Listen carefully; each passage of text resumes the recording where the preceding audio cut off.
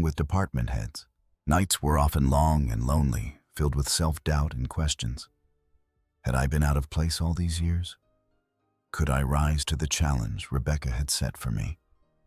Susan remained patient, explaining the complexities of the business, introducing me to key players and translating corporate speak into language I could grasp. One afternoon, she handed me a thick binder of Rebecca's notes and letters. Her vision was clear, Susan said softly. She wanted the company to be more than just profits. She wanted it to make a difference. Her words struck a chord. Rebecca's ambition had never been solely about wealth. It was about legacy, building something that mattered. Meanwhile, David and I were navigating the rocky terrain of our relationship. He was cautious, still hurt, but slowly willing to open the door. One evening, after a particularly grueling day, we sat on my porch watching the sunset paint the sky with shades of orange and purple. "Dad," he began hesitantly, "I don't know if I can forgive you yet, but I want to try." I felt a lump rise in my throat. After years of silence and anger, these words were a bridge across the gulf that separated us. I nodded, my voice thick with emotion. "That's all I can ask for, David." Over time, we started working together, more sharing insights and learning from one another. His knowledge of the company was deep, and despite our differences, I saw the passion that drove him. We debated strategies, brainstormed solutions, and made tough decisions. Sometimes we disagreed fiercely, but always with a shared goal to honor Rebecca's legacy. In quieter moments, we talked about life beyond business, memories of Rebecca, our hopes for the future, and the family we wanted to rebuild. I realized that the inheritance was more than money or power. It was a chance to heal old wounds, to rebuild trust, and to find strength in forgiveness. Spring blossomed fully in Cheyenne. The cherry trees outside my apartment burst into bloom, a reminder that even after the harshest winter's renewal was possible. And so was hope. The first few months at Flores Consulting Solutions were a whirlwind of meetings, introductions, and unexpected challenges. Every day I found myself learning new terms, wrestling with financial reports, and trying to keep pace with a business world that moved faster than anything I'd known. But more than the numbers and strategies, the hardest part was rebuilding the fragile bridge between me and David. David was brilliant. There was no denying that. He knew the ins and outs of the company, the personalities, the stakes. But beneath his sharp exterior was a wounded son who carried years of hurt and bitterness. Every conversation with him was a delicate dance. One wrong step could send us back to days filled with silence and resentment. One evening, after a long day of board discussions, David surprised me by inviting me to dinner. It wasn't a grand gesture. Just two men sharing a meal at a modest diner downtown. The air was thick with unspoken words. "Dad," he began stirring his coffee, "I want you to know this isn't easy for me. Seeing you here in this role, it's hard to accept." I nodded slowly, the weight of his words settling in. I guess I always thought I was the one who should carry Mom's legacy. I worked for this company, lived the life she wanted for me. He looked up, eyes searching mine. But maybe I've been so focused on what I thought was right, I forgot to see the bigger picture. His vulnerability was new and unexpected. "I want to believe we can find a way forward," he said quietly. That moment marked a turning point. We began to share more than just business plans. We talked about Rebecca, about family, about mistakes and hopes. It wasn't easy. There were still days when old wounds reopened, when anger and frustration bubbled to the surface. But slowly, respect grew alongside understanding. Meanwhile, I dived deeper into the company's operations. With Susan's guidance and David's insights, I learned about contracts, client relationships, and the vision Rebecca had for growth. The employees, too, started to see me not just as the outsider or the man who inherited the fortune, but as someone willing to listen and learn. One afternoon, a junior manager approached me with a proposal for a community outreach program Rebecca had dreamed of but never launched. I saw in it a chance to honor her spirit and connect the company more deeply with the people it served. I approved the plan, feeling a spark of purpose ignite within me. As spring turned to summer, the company began to shift under my leadership. Small decisions, thoughtful changes, and a renewed commitment to values Rebecca cherished. David and I worked side by side, building not just a business, but a fragile new family. I knew the road ahead would be long and uncertain. But for the first time in years, I felt ready. Ready to embrace the future Rebecca had trusted me with. Ready to heal. Ready to lead. The first weeks as chairman were both exhilarating and terrifying. Every morning I arrived early at Flores Consulting Solutions, determined to absorb as much as I could. I was no longer the man who worried about sprinklers and coffee stains. Now, I was responsible for thousands of employees, for contracts worth millions, and for the legacy Rebecca had spent decades building. Despite my determination, the learning curve was steep. I found myself struggling to understand complex financial reports and market analyses that seemed written in a language I barely spoke. I leaned heavily on Susan and David, grateful for their guidance, but painfully aware that I was an outsider in this world.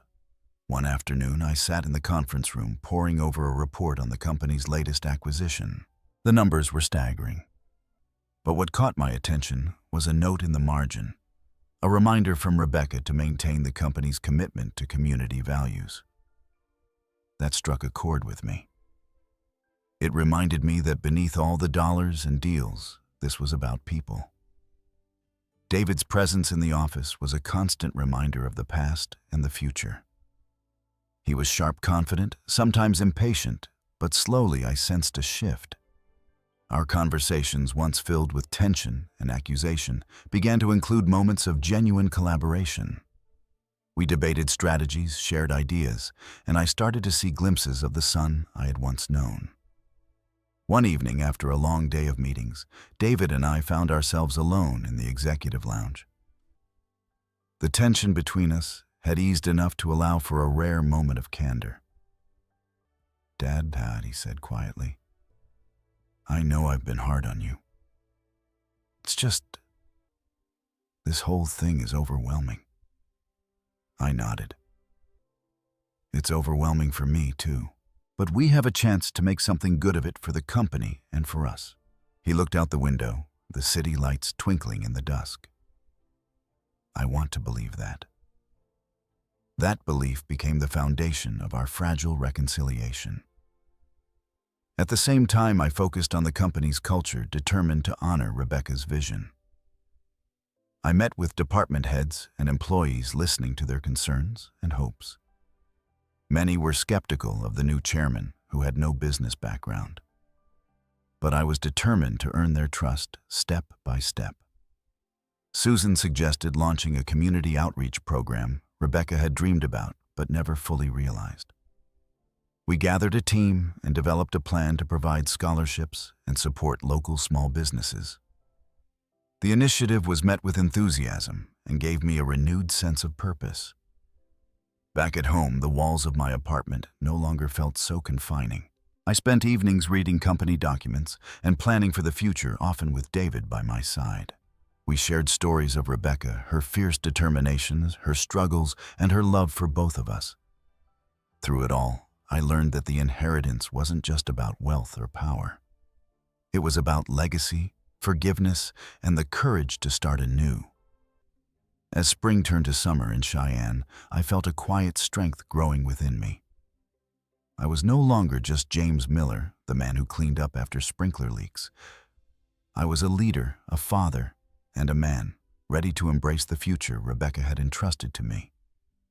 If you're still watching, comment 1, so I know you're still with me. The early summer mornings in Cheyenne brought a calmness that belied the turmoil within me. As sunlight spilled softly through the blinds of my modest apartment, I sat with a steaming cup of coffee, thinking about how much had changed in just a few months.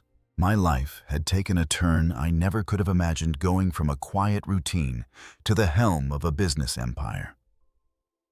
But more than that, it was about the fragile bridge I was trying to rebuild with David, my son. David. Our relationship had been strained for years, stretched thin by misunderstandings, resentment, and silence. His words from our past still echoed in my mind, the accusations, the anger, the pain of a son feeling abandoned. Yet beneath that hardness, I sensed a deep longing to reconnect, to heal the wounds time had deepened. Our conversations were tentative at first, loaded with pauses and unspoken emotions. But slowly, they began to change. One evening, as we sat in the living room after a long day of meetings, David surprised me by breaking the silence. "Dad," he said quietly, looking away for a moment, "I want to apologize." I looked up, surprised by the earnestness in his voice. "I've been so focused on the business, on what I thought you did wrong, that I forgot what really matters. I want to really try to rebuild what we lost." A lump rose in my throat. I nodded slowly. "That means more to me than you know. Forgiveness isn't easy, David, but it's the first step toward healing." At work, I faced a different kind of challenge. Navigating the complex world of corporate politics and business strategy was daunting. Many in the company viewed me as an outsider, someone who had stumbled into a position he wasn't prepared for. Their skepticism was palpable, and I had to prove day by day that I was worthy of the trust Rebecca had placed in me.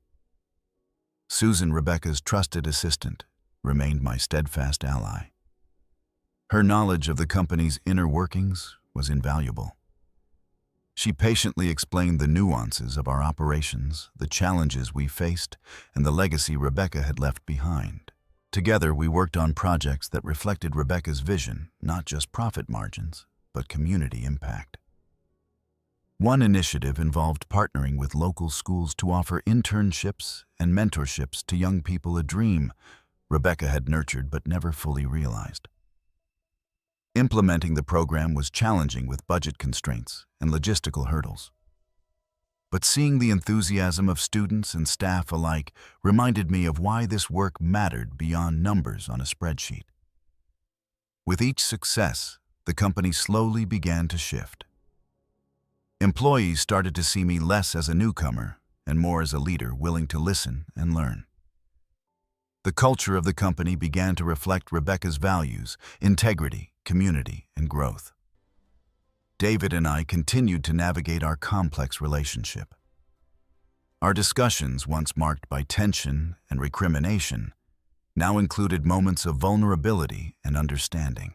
We shared stories of Rebecca, her fierce determination, her moments of doubt, and her love for both of us. We talked about our hopes for the future and the family we wanted to become. It wasn't always easy. Old wounds sometimes reopened, and frustration bubbled to the surface. But we faced those moments with honesty, determined not to let the past define us. Outside the office, my world expanded slowly.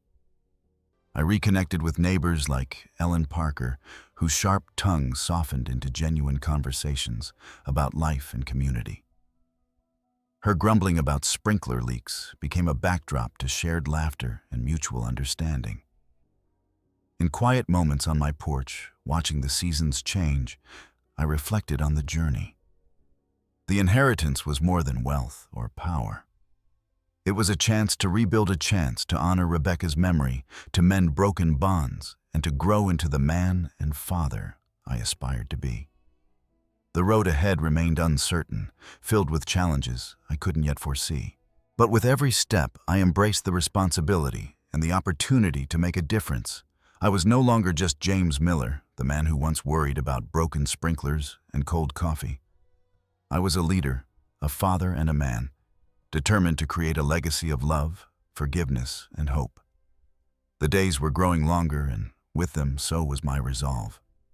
Each morning, I rose determined to meet the challenges ahead, not only as the leader of Flores Consulting Solutions, but as a father trying to rebuild a family fractured by time and misunderstanding. The inheritance Rebecca had left was more than just money.